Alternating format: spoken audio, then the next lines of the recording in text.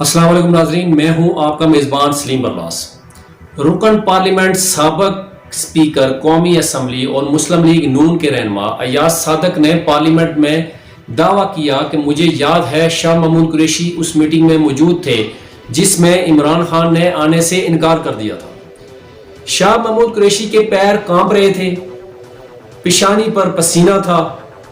हमसे शाह महमूद कुरैशी ने कहा कि खुदा के वास्ते भारतीय पायलट अभिनंदन को वापस जाने दें क्योंकि रात 9 बजे हिंदुस्तान पाकिस्तान पर हमला कर रहा है। ये है वो बातें।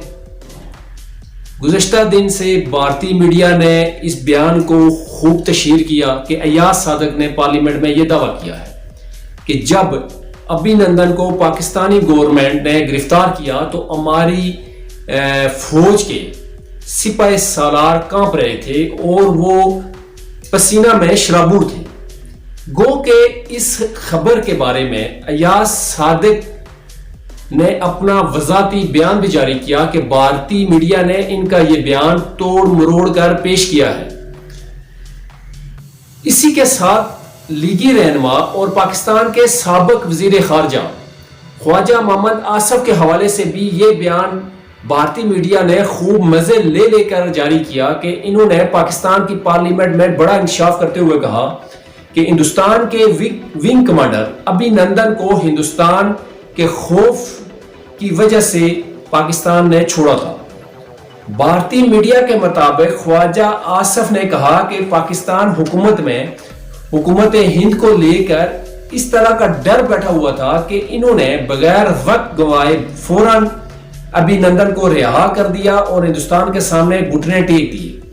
हालांकि इस वक्त पाकिस्तान की फतह को पूरी दुनिया ने तस्लीम किया था और भारत ने अपनी शिकस्त छुपाने के लिए मलबा अपने पुराने जहाजों पर डाल दिया था कि राफेल होते तो आज ये दिन देखना ना पड़ता। और गुज़श्ता दिन DGISPR ने भी इस हवाले से बात करते हुए कहा कि अभिनंदन को जिनेवा कन्वेंशन मायदे के तहत रिहाई दी गई थी और पूरी दुनिया ने पाकिस्तान के इस इकदाम की तारीफ की थी। लेकिन न जाने इन इक़्तिदार की हवस में डूबे सियासतदानों की मत मारी गई है कि आए रोज ऐसे ऊट पटांग बयान देकर पाकिस्तान की बदनामी का बायस बन रहे हैं और भारतीय बयानिए को सच साबित करने पर तुले हुए हैं। हालांकि सारी दुनिया जानती है कि दुश्मन भारत ने रात की तारीकी में हमला किया और पाकिस्तान ने दिन के उजाले में इसको नाकू चने चुभवाए थे और भारत इस वाक़े के बाद से लेकर अब तक इस शिकस्त से संभल नहीं सका।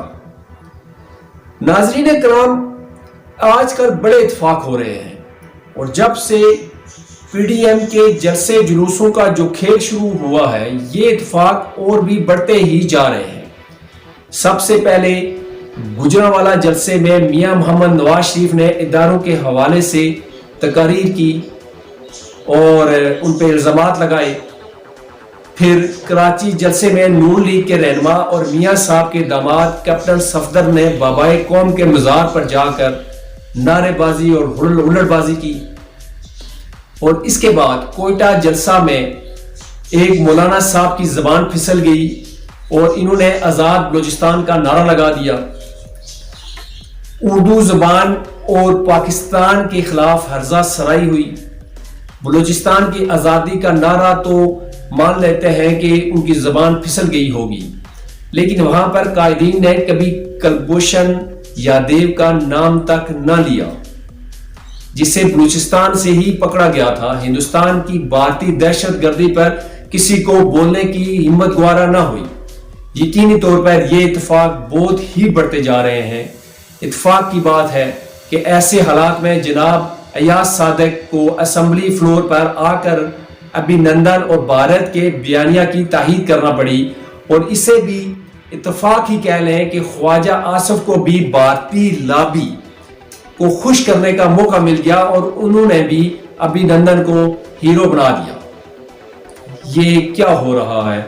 यकीनी तौर पर आज हर पाकिस्तानी इस हवाले से परेशान है कि ये है हमारे लीडरान और इनके चेहरे جو سیاست میں ملکی سلامتی اور قومی اداروں کے خلاف محاذ جنگ کھول کر بیٹھے ہوئے ہیں۔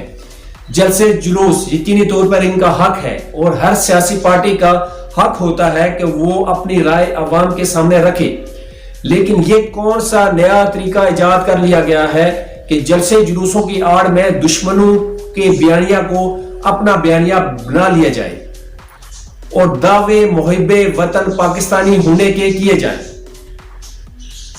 خود اشتہاری ہو کر نواز شریف بیرون ملک بیٹھے ہیں اور نعرے آئین اور قانون کی بالادستی کے لگا رہے ہیں۔ ان کے ساتھی آئے روز بونگیاں مار کر پھر وضاحتیں دیتے پھرتے ہیں۔ مولانا فضل الرحمان صاحب ایسے جتھے کی سربراہی کر رہے ہیں جن کو ملک کے پاکستان سے زیادہ اقتدار عزیز ہے، جن کو ملکی سلامتی سے زیادہ اپنی پارٹی عزیز ہے۔ اگر اس بار ان کو حکومت میں حصہ نہیں ملا تو کیا ہوا؟ 2.5 سال گزر چکے ہیں، 2.5 سال اور گزر جائیں گے، انتظار کر لیا جائے، لیکن نہیں، انتظار کیسے ہو سکتا ہے؟ اور جس نے اقتدار کے مزے لوٹے ہوں اس سے انتظار یقینی طور پر نہیں ہوتا۔ لیکن یہ کون سی سیاست ہے جس میں دشمن ممالک کو خوش کیا جائے اور اپنے حکمرانوں کو یہودیوں کا لیبل لگایا جائے، اسلام کے نام پر سیاست کی جائے اور اسلام کے نام لیواؤں کو کفر کے دائرے میں ڈال دیا جائے؟ اقتدار کی ہوس یقینی طور پر ان سیاستدانوں کے چہروں سے آہستہ آہستہ نقاب اتار رہی ہے اور عوام یہ سب کچھ دیکھ رہے ہیں، ان کے اصل چہرے بھی اور ان کی سوچ کو بھی۔ ناظرین کرام، ملک میں اس وقت عوامی مسائل کی کسی کو پرواہ نہیں ہے۔ سب سے بڑا مسئلہ مہنگائی کا ہے اور غریبوں کے حالت زار پر کوئی بات نہیں کر رہا، اور کرے بھی کیسے؟ کہیں نہ کہیں اس ملکی بحران میں ان کا بھی ہاتھ ہے۔ میں یہ نہیں کہہ رہا کہ موجودہ حکومت ملک میں جاری مہنگائی کی ذمہ دار نہیں ہے، بالکل ہے، اور اس حوالے سے میں نے گزشتہ پروگرام میں بھی یہ بات کی تھی کہ حکومت کے لیے اگر خطرے کی گھنٹی اگر بچتی ہے تو وہ مہنگائی کی وجہ سے ہی ہوگی، اور موجودہ جو بھی حالات ملک میں درپیش ہیں اس کی براہ راست ذمہ داری حکومت پر عائد ہوتی ہے۔ لیکن افسوس کہ موجودہ حکومت بھی اپوزیشن کا کردار ادا کرتی ہوئی نظر آ رہی ہے۔ NRO نہیں دوں گا، وزیر اعظم صاحب نہ دے NRO ان کو، اور کہنے کی یہ ضرورت کیا ہے کہ میں NRO نہیں دوں گا۔ اس وقت مسئلہ NRO کا نہیں بلکہ مہنگائی کا ہے۔ عوام کو غرض ہے تو 2 وقت کی روٹی کی جو اس سے چھنتی جا رہی ہے۔ آپ کے وزراء مہنگائی کو کنٹرول کرنے میں مکمل طور پر ناکام ہو رہے ہیں۔ آپ کو عوام نے اپنی حالت سدھارنے کے لیے اقتدار دیا تھا، ان کی حالت سدھارنے کے بجائے آپ بھی اپوزیشن کے ساتھ رسہ کشی میں مصروف ہو گئے ہیں۔ اپوزیشن کو سڑکوں کا گشت کرنے دیں، ان کے بیانیے کو کوئی نہیں سننے والا، کیونکہ ان کے بیانیے میں سچ نظر نہیں آتا۔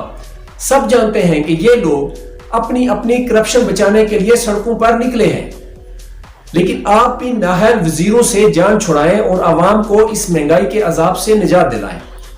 آپ تو کہتے تھے کہ اگر اوپر بیٹھا ایماندار ہو تو نیچے کوئی بھی کرپشن اور بے ایمانی نہیں کر سکتا، لیکن دیکھ لیں کرپشن بھی ہو رہی ہے اور بے ایمانی بھی عروج پر ہے، ذخیرہ اندوزی بھی ہو رہی ہے اور سمگلنگ بھی۔ آپ کی ایمانداری پر کسی کو شک نہیں، لیکن آپ اپنے نیچے بھی ایماندار لوگ لائیں، چپلوسی ٹولوں سے جان چھڑائیں اور عوام کو ریلیف دلائیں، یہ آپ کی ذمہ داری بنتی ہے۔ رہی بات ان نام نہاد سیاستدانوں کی جو بھارتی لابی کی زبان بول رہے ہیں، تو گواہ رہنا تاریخ کے اوراق میں یہ لوگ خود بے نقاب ہو کر رہیں گے۔ ناظرین کرام، کوئی بھی پاکستانی یہ کسی صورت برداشت نہیں کر سکتا کہ اس کے ملکی سلامتی کے حوالے سے پراپیگنڈے کو برداشت کرے۔ یقینی طور پر حکومت کی بھی ذمہ داری بنتی ہے کہ سیاست کو الگ رکھ کر ایسے عناصر جو ملک دشمنی میں حدیں پھلانگ رہے ہیں اور آئے روز ان کی زبانیں پھسل رہی ہیں، ان کی زبانوں کو لگام دی جائے۔ پارٹی وفاداریاں ضرور نبھائیں، نبھائی جائیں، لیکن کسی بھی صورت دشمن ایجنڈے کو تقویت دینا کسی بھی پاکستانی کو گوارا نہیں ہے۔ یہ حکومتی ریاستی اداروں کا کام ہے کہ ان کو کیسے لگام ڈالی جائے، وگرنہ اقتدار کی ہوس میں یہ لوگ کسی بھی حد تک جا سکتے ہیں۔ یاد رکھیں، یہ پاکستان ہے تو ہم ہیں، آپ ہیں، آپ کی سیاست ہے۔ کچھ بولنے سے قبل اس کو توڑ لینا چاہیے۔ بات کی وضاحتیں کوئی قبول نہیں کرتا۔ ایسے نام نہاد سیاستدانوں کے لیے میں تو صرف اتنا ہی کہوں گا کہ تہمت لگا کے جو دشمن سے داد لے، ایسے سخن فروشوں کو مر جانا چاہیے۔ ناظرین، اس کے ساتھ آج کے پروگرام کا وقت ختم ہوتا ہے۔ اگلے پروگرام تک کے لیے سلیم برلاس کو اجازت دیجیے۔